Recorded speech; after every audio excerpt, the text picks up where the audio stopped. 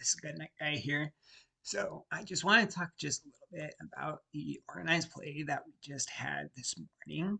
This morning for me, I think it was a different time for most people though. I had a really good time. This was a really cool event.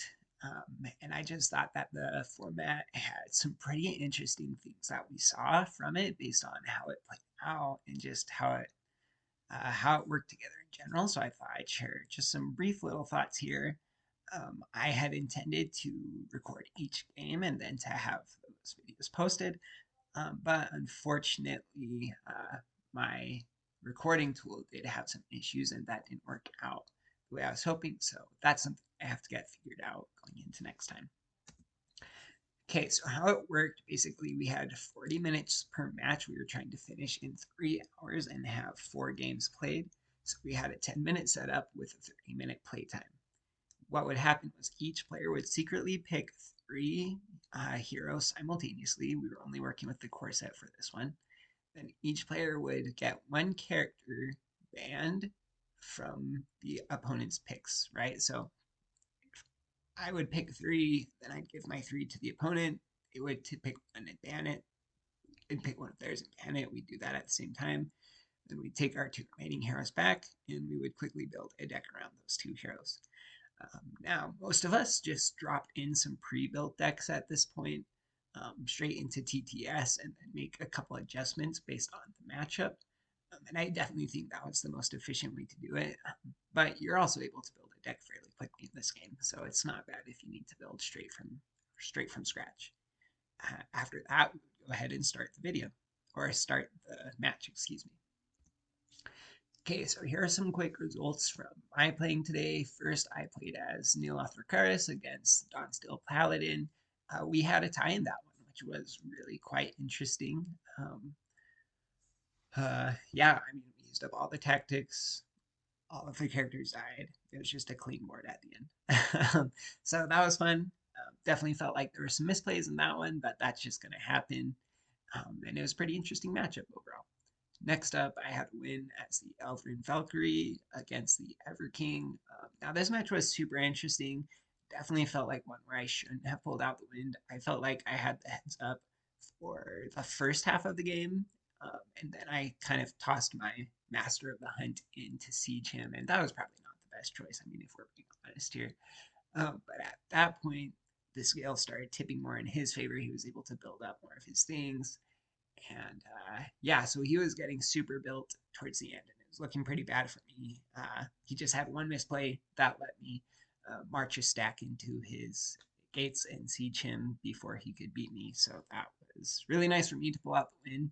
Easily could have been a loss. Next up, I had a couple of losses. We had a Delguan Ditto, so we had nil against Nazbrusik. And that one was a super interesting match. I was very intrigued by the Nazbrusik uh, deck that Feeble Cobbler had built. It was super cool. I'm going to talk a little bit about it later. But yeah, it was very intriguing, and I learned a lot from that matchup as well. Going on to the next one, uh, I played as the Dawnsteel Paladin against Neil Arthur. I could have been the Everking, but my opponent had played the Everking twice today already. And I personally always prefer mixing things up instead of just staying with things I'm comfortable with. So I went for this, even though I'm not um, probably I've done the least amount of work with the refractory. And I mean, I had some pretty big mess ups early on. I sacrificed a 3 hunter to his 3 soldier, and that was just a huge misplay, and it was all downhill from there. But it was a great time. Everyone I played with was really chill, really welcoming, and we all had a good time playing against each other and learning from the other person's deck builds at the end. So yeah, really, really good time. Now talking a bit about how the band situation worked, I wanted to highlight this. Um, it seemed like in all matches, this was nearly the universal ban order. So it seemed like if you had Malevolent Presence in your deck, he got banned. If you had him as one of your 3 heroes, he was banned. I don't think a single person played a match as the Malevolent Presence today. Then if you had the Shard Dragon, that was almost always the second thing banned, or if you didn't have Malevolent Presence and you did have the Shard Dragon, it seemed pretty likely that the Shard Dragon was going to get destroyed or was going to be banned. And last was Everking. He also got a lot of bans. But usually, if we had the Shard Dragon or Malevolent Presence in, the Everking would make it through. So we did have a few Everking matches throughout the day, but he was still a pretty high ban rate. So just kind of interesting. Um, these guys were very, very frequently banned. And so, yeah, that made for some pretty interesting things. What we saw from that was the Gloaming had a few plays. Like I said, the Everking got played a couple times in there. And one of these other ones would be banned first, and when someone picked him. But mostly, we saw lots of Elven Valkyries. I think that deck was played quite a bit throughout the day. We saw lots of Elguan, like a ton of Elguan play today. And we also saw a little bit of Refractory, but not a whole lot. I think mostly because Refractory looks really great on paper, but it seems like players have a harder time putting together the pieces and connecting them compared to the other heroes that we have here. So not a ton of refractory plays, but we did get some. But yeah, so Elgorn was definitely, I mean, it had to have been the most popular faction today. We saw a lot of Delgons get played. And yeah, so that was really intriguing. I think, I don't know, we'll have to see how this goes in the future. If you brought these three characters into the ban, you'd probably see the Malevolent Presence get banned, but then you could take your pick from the Shard Dragon or Everking, and that's great too. But at the end of the day, if you had a deck that you built that was any hero, not these three, you could probably feel pretty safe bringing that hero in and bringing in two of these characters because the odds are one of them was going to get banned, and then you get to go with your hero that you were really confident in. Now, that said, I think it wouldn't be a bad idea to let some of these go through sometimes just to keep the other player honest. For example, Feeble Cobbler, it seemed like he was always bringing in two of the Delguan heroes and Malevolent Presence.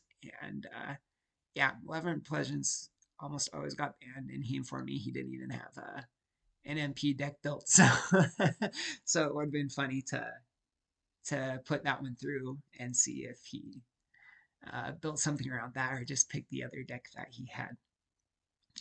But yeah, it's interesting because a lot of people seem to put these characters in and then have something else get banned. Or I also had a opponent who always put the Everking in, but he didn't include these other two. And so the Everking was almost always banned for him, and I think he was used to playing as the Everking, and so that was some trouble for him. So it might have been good for him to stick one of these two in here also to get the Everking through. Here's something I learned. I thought it was really interesting because I haven't played with the cultists frequently because my wife doesn't really like the cultists. I play against her a lot, and I haven't played as Nesbrusik very much. And so, anyways, I always thought they were kind of just there to be sacrificed and gain actions. And so when I played against him, I think he might have streamed his game. If he streamed his game and he puts it out there, you can go watch me get destroyed by him and make some pretty big mistakes. But I could have killed the Underchurch Reverend by turn 2 or 3, I think, but I chose not to and instead set up my stronger heroes and be able to do whatever I wanted to there. But that was a huge misplay because I thought with my stuff set up, I could handle pretty much anything he threw at me. But the problem were that he basically used the cultists purely to defend and almost not as characters to put out on the field at all. That was so genius because he kept amassing these cultists till towards the end of the game. And so, yeah, he was able to use Protect the Forge when I got a 3 fighter into his back row. He was able to just discard 3 cultists to trade for my 3 hero, which is a great trade because you're basically trading nothing for a 3 hero. Retreat to the tunnels, right? Like, if you have a huge hand and the other person doesn't, you can discard a bunch of cultists and wipe the other person's hand so they don't have very much to work with. Um, Also, just if you're defending, you can just tear through cultists to trade for twos and threes, and that's an awesome trade for you. So I thought that was really interesting to see them used almost purely for discarding them. I hadn't considered that aspect of cultists before, and I really enjoyed seeing that style played with them. So yeah, that's my thoughts from the tournament, or the excuse me, the organized play. It wasn't an official tournament or anything. I had a great time.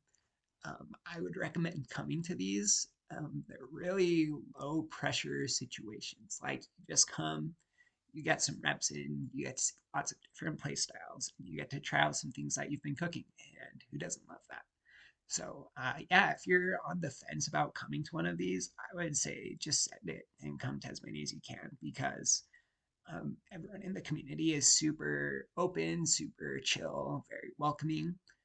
So I had a great time. We all enjoy learning from each other. There's no pressure to like win a lot or lose a lot. You just come out here, play the decks you want to play, and have a good time. So if you're on the fence for coming, you should come. The three hero selection was pretty interesting format, and we pretty much kept to our time limit. I think we went 10 to 20 minutes over, which is great, because that means we're getting these games in 30 minutes or less for the most part, which is really awesome. It's nice to be able to have a format where we can come in, get a setup, play a quick game, move on to the next game. Really sets up for lots of games really quickly.